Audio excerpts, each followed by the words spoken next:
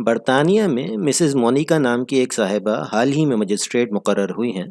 آل اولاد والی ہیں، ماشاءاللہ 4 بچے ہیں، اور خبر کے ساتھ جو تصویر چھپی ہے اس میں وہ ایک تفلک جو تادم تحریر ان کا سب سے چھوٹا بچہ ہے، اپنی گود میں لیے بوتل سے دودھ پلاتی دیکھی گئی ہیں۔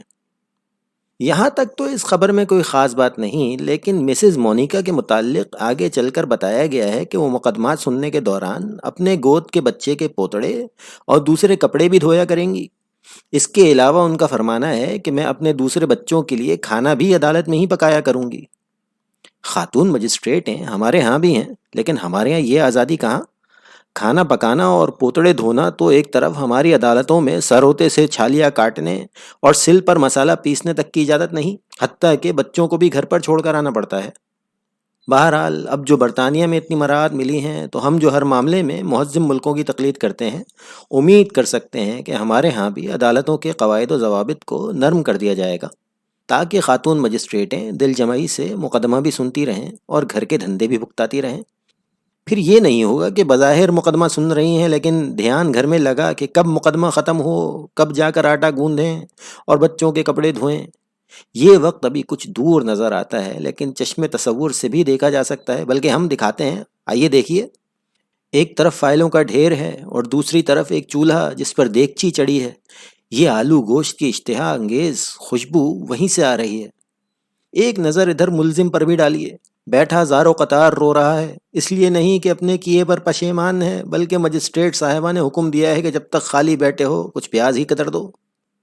تو حضرات، با ادب با ملاحظہ، ہوشیار، یہ بی بی نیک پروین مجسٹریٹ درجہ اول کی عدالت ہے۔ ایوان عدالت میں یہاں سے وہاں تک رسیاں تنی ہیں جن پر بچے بچیوں کے کرتے، نیکریں، بب اور پوتڑے سوکھ رہے ہیں۔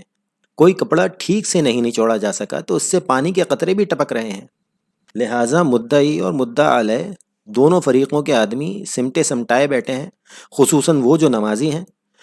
اگرچہ چپڑاسی ابھی ابھی فنائل کا چھڑکاؤ کر کے گیا ہے اور ایک طرف اگربتیاں بھی سلگ رہی ہیں، مگر پھر بھی گواہوں کے کٹہرے کے پاس کچھ لوگ ناکوں پر رومال رکھ کے بیٹھے ہیں، کیونکہ پوتڑے آخر پوتڑے ہیں، خواہ مجسٹریٹ کے بچوں ہی کے کیوں نہ ہو۔ کوئی اعتراض بھی نہیں کر سکتا توہین عدالت نہ ہو جائے۔ اب ڈائس کی طرف نظر کیجیے، ماں بچے کو گود میں لیے بیٹھی ہے، یہی تو بی بی نیک پروین ہیں۔ ادھر داہنے ہاتھ پر جو صاحب حقہ پی رہے ہیں اور قوام والا پان کلے میں دبائے ہیں، وہ بچے کے باپ نہیں ہیں بلکہ پیشکار صاحب ہیں۔ ان کی میز پر دیکھیے، بائیں ہاتھ پر ایک اسٹول پر ایلومینیم کا ایک تسلا اور پانی کی بالٹی نظر آ رہی ہے۔ تسلے میں بچوں کے کپڑے بھیگے ہوئے ہیں۔ ابھی استغاثے کا بیان ختم ہوگا تو انہیں دھوئیں گی اور مقدمے کے فریقین رسیوں پر پھیلاتے جائیں گے تاکہ کارروائی جلد از جلد دوبارہ شروع کی جا سکے۔ مجسٹریٹ صاحب کی اپنی میز پر عدالت کی گھنٹی اور موگری کے علاوہ ایک نامکمل سویٹر، اون کے گولے اور سلائیاں میں نظر آ رہی ہیں۔ جب بچہ سو جائے گا تو اسے سرکاری وکیل کی گود میں دے کر انہیں اٹھا لیں گی۔ چونکہ ہوشیار اور فرض شناس ہیں، اس لیے سویٹر بننے کے ساتھ ساتھ مقدمہ بھی سنتی جائیں گی اور منصفی کرتے جائیں گی۔ اب تو شاید یہ جنس ناپید ہے، لیکن انگریزوں کے عہد معدلت میں آنرری مجسٹریٹ ہوا کرتے تھے، جن کو کم پڑھے لکھے لوگ اناڑی مجسٹریٹ کے نام سے یاد کرتے تھے۔ قانون وغیرہ کی رسمی تعلیم کے جھنجھٹوں میں یہ کم پڑتے تھے، بس عقل کے زور سے فیصلے کرتے اور شیر اور بکری کو ایک گھاٹ پانی پلواتے تھے۔ امبالے میں میر حامد علی نام کے ایک بزرگ سے ہماری بھی یاد اللہ تھی، جو اس عہدہ جلیلہ پر فائز تھے۔ آنکھوں دیکھی بات ہے کہ ایک روز ان کے سامنے ایک مقدمہ آیا جس میں ایک شخص نے دوسرے کو سرے بازار زد و کوب کیا تھا اور ضربات شدید پہنچائی تھیں۔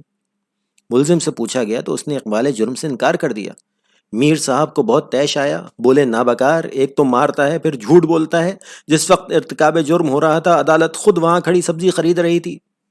سو بی بی نیک پروین کی عدالت میں بھی یہ ہوگا کہ وہ پیشکار سے فرمائیں گی، منشی جی ذرا مارکیٹ والے مقدمے کی فائل اور بچے کی چوسنی دینا، اور دیکھنا ذرا دیگچی میں کڑچی پھیرتے جانا، میں ذرا فریقین سے حلف لے لوں پھر بگاڑ لگاؤں گی۔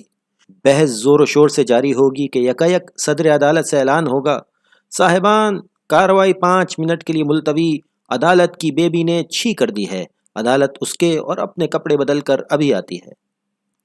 پھر جب وکیل استغاثہ طویل بحث کے بعد ملزم کے جرم کو پایہ ثبوت کو پہنچا کر عدالت سے درخواست کرے گا کہ اب مجرم کے لیے عبرتناک سزا تجویز کی جائے، تو مجسٹریٹ صاحبہ یہ کہتی سنائی دیں گی، اسے آگ پر چڑھا دو اور دھیمی آنچ پر بھونو۔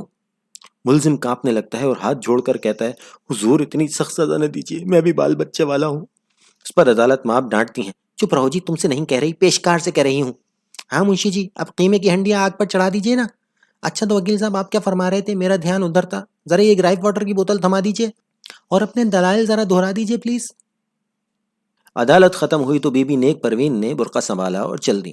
بچے کو سرکاری وکیل نے کاندھے پر بٹھایا اور دیگچیاں پیشکار صاحب نے ایک ٹوکرے میں سنبھالی۔ انصاف کے تقاضے بھی پورے ہو گئے اور گھر کا کام بھی ہو گیا۔ ہمارے نامہ نگار نے لپک کر پوچھا بی بی جی آپ کیا سارے کام عدالت میں کر لیتی ہیں؟ بولی جی نہیں، یہاں پر تو صرف پکانا ریندھنا ہو سکتا ہے یا کپڑے دھوئے جا سکتے ہیں۔ جھاڑو دینے کا کام گھر جا کر کرتی ہوں، وہ عدالت میں نہیں کر سکتی۔